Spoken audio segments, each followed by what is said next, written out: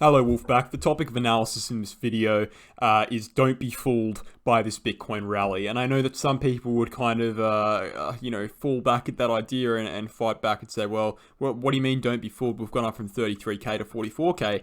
And for those of you who don't watch my content, who haven't watched my content in the past, I've been bearish in the market. Well, I've sold everything from 66k to 63k, I was fully out of the market, and then 58k, I finalized my prediction.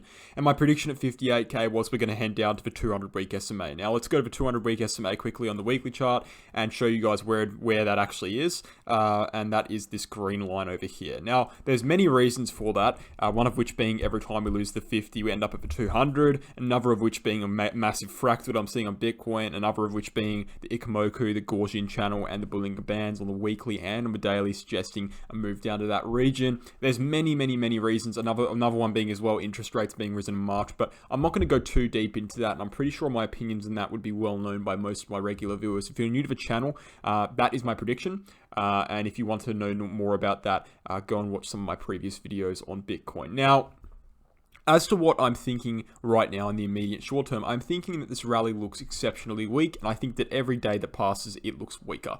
Now, we have this uptrending pink line here, or I actually previously had it as red, but this uptrending line here, and I've actually turned it into a bit of a descending wedge formation. Now, whether this is actually an ascending wedge or not, as you can see by this bottom pink line as well, whether this is actually an ascending wedge or not is up for interpretation. There's only been 2 tests at the top and 2 tests at the bottom, so it's a little bit too rough to be kind of too confident about it yet, but I would say that it is very likely that this could form into an ascending wedge formation, and what I would expect from this ascending wedge formation is a drop down to the bottom side and a breakthrough, right? And whether we lose 40k from that point is up for interpretation again, but I think we will, right? I think we will. But at the same time, the thing with Bitcoin right now is it's a very interesting scenario, right? Because I have a fractal on the weekly chart that would say we're going to move up to 48k before rejecting. So whether we reject here at 45k or we move up to 48k before rejecting, again, I've said it like 3 times in this video, it's up for interpretation, and it doesn't necessarily disprove any bullish or bearish argument, okay?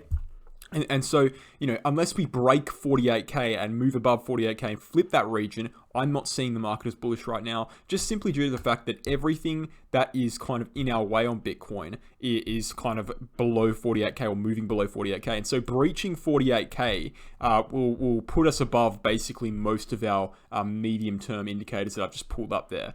So I'll say that again, moving above 48k, and specifically at this point in time, we could even say moving above 51k, because the bull market support band hasn't moved down as much as I would have expected to move down. But moving above that 48k to 51k region, would put us above everything and would make us bullish in the market again. So that's something to be kind of cautious about there when you take my predictions too literally.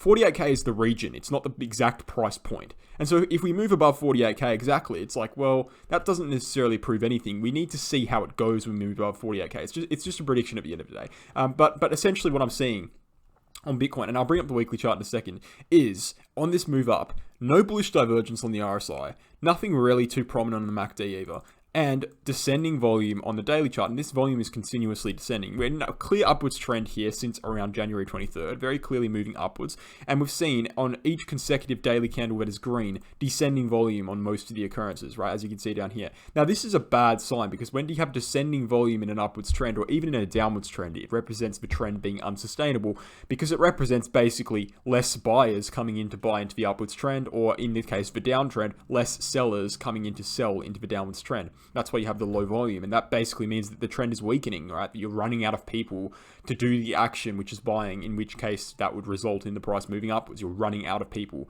to do that. And so, what we're seeing now is quite low volume, and I would expect within the next few days, if this volume decreases even further, I would expect a reversal, and that could be in line with the ascending wedge. It also could be in line with a retest of 48k, and we'll look into that soon, but I want to look at the 4-hourly chart first, because the 4-hourly chart, again, is something that's quite bearish on Bitcoin right now, and the current ascending wedge formation is still there on 4-hourly chart, as you can see here, but on top of this, not only do we have descending volume, just like the daily chart there, but we also have, well, quite a clear kind of bearish MACD cross on the 4 hourly chart, but that doesn't really matter, right? That's very, very minuscule. But what I'm kind of seeing here is that even if we move up above this wedge, even if we break out above this wedge, say we go to 48k, we still have a pretty clear bearish divergence here on the RSI, and I don't think that's going to get wiped, right? Because the top side of this bearish divergence is at around 83, right, on the RSI. Right now, we're currently sitting at 62. So even if we move to 48k, in my opinion,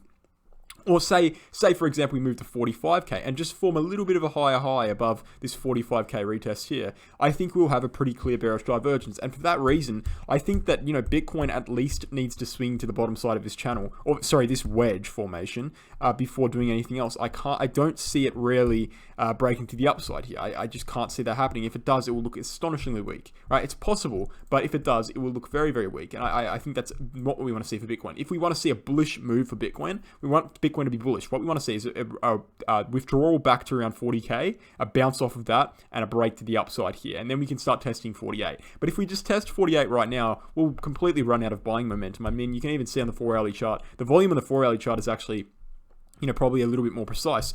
This uptrend started here, right? Look at the volume in that period of time. It is so clearly just trending downwards. I mean, you can see that at the bottom. Very, very clearly trending downwards. There's only so long that we can sustain this short-term upwards trend without a pullback. And looking at the weekly chart, and this is kind of what's making me a little bit conflicted about Bitcoin. Now, I do think it's going to go down regardless. I want to make that very clear. I think the Bitcoin is going to go down. Let's look at this first, actually, this fractal. Now, this is a fractal from 2018, and this is a fractal from a period in 2018 that is actually very, very prominent. And let's go back and actually look at that 2018 period just quickly. Let's go to logarithmic, and we can show you exactly what it is. It is this period here, right? So this is the September bottom, and this is the jump up, November top here. This is relative to 2021, and then a drop down, and then this is the test of 48k. Okay, so that's what we saw in 2018 if we were making that price action relevant here. And as you can see, if you apply that fractal to the current kind of price action, it looks very, very, very clean, especially from the September all the way through to November, all the way through to the bottom here in January. And this dead cat bounce is kind of diverting a little bit from it. But this structure has been basically identical, even in terms of points of consolidation. Now, I would say that this says this structure recommends or suggests that we'll be going to 56k. I don't think that's going to happen. I think that's way too high. And yeah, I think that's a little bit up for interpretation. I think we're kind of breaking away from this fractal now, but the point is the fractal has played out. And in 2018, after this fractal play out, we saw a period of consolidation and then a drop down, right? So that's what I would expect for Bitcoin. And just looking at what I wanted to look at before I actually looked at this chart by accident, I want to look at, for example, something like the pattern that's going on with the 50 and the 200 on a logarithmic scale on the weekly chart. 1 second. So what we're seeing, right, is in 2018, we saw something very similar to what we're seeing now. And I like using the 50-week and the 200-week. So the 50-week is this red line, the 200 is this green line. They're very, let's go to the weekly chart, actually. We're on the daily chart right now by accident here. And yeah, so the trend that we're seeing here is very, very clear. So what we've actually seen in 2018 is we dropped below the 50-week. It took us 4 weeks to reach the bottom, the short-term bottom, and it took us a 25% drop. So 4 weeks and a 25% drop. And then we jumped back up off of the short-term bottom, retested the 50-week from downside, and then rejected from that and end up at the 200. Okay? The same structure has happened here in 2022. Exactly the same structure so far, and it's playing out quite well. So we dropped below the 50-week. It took us 4 weeks and 32%, so very similar in terms of time and price action. To reach the short-term bottom. We're now bouncing up, and we're probably going to retest the 50-week and then reject and end up at the 200. Okay, so that is kind of the price action here that we're seeing in 2022 in relation to 2018. As you can see, it's very similar. As you can see, it would suggest we end up at the 200-week. Now, unless we break the 50-week, which is that 48k, which is possible but unlikely in my opinion, that is the scenario I'm looking at. I think we're going to be entering a more of a downward trend, even more so. But I think that there is the potential that we need to actually get up to the 50-week and test the 50-week at 48k before we do that. Now, that would go against what's happening on the daily chart. I don't think the daily chart looks bullish. I don't think the daily chart looks that clear like we're going to test 48. I think the daily chart is very much running out of steam, running out of momentum here. And I can't really see how a 48 retest would happen, or at least be probable. But looking at the weekly chart, we have to consider that. And if it did happen, it would not be a surprise in the slightest because we have that fractal from 2018 suggesting it will happen. So basically what I'm saying here, guys, is that the trend looks very weak already down here at 44k, right? Exceptionally weak. I don't think it looks strong at all.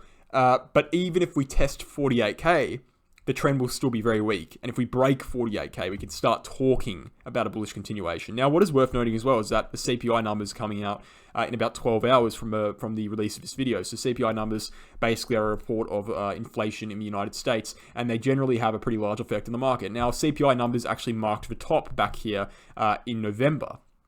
Okay, we had this long week to the upside. This day was when CPI numbers were released, and this day saw a price swing from the all-time high all the way down 10% or 9% to around 62k from 69k. So the top was marked in November when the CPI numbers were released, and I was there to see that, and that week was very, very, very explosive, and it retraced very, very quickly. So it is a period of high volatility, and given the bearishness of the market right now, and given the fact that the inflation is probably just continuing to go up, right, we have to consider the fact that, well, we could just see a dump tonight in 12 hours back down to the bottom side of this wedge. You know, who knows? It's too kind of skeptical. We can't really give it a complete insight. We also could see we also could very well see a pump up to 48k and then that rejection playing out. So what I'm basically saying is, regardless of what happens here, the technicals look bad. If we jump up to 48k, it's just going to look worse. The situation's just going to worsen.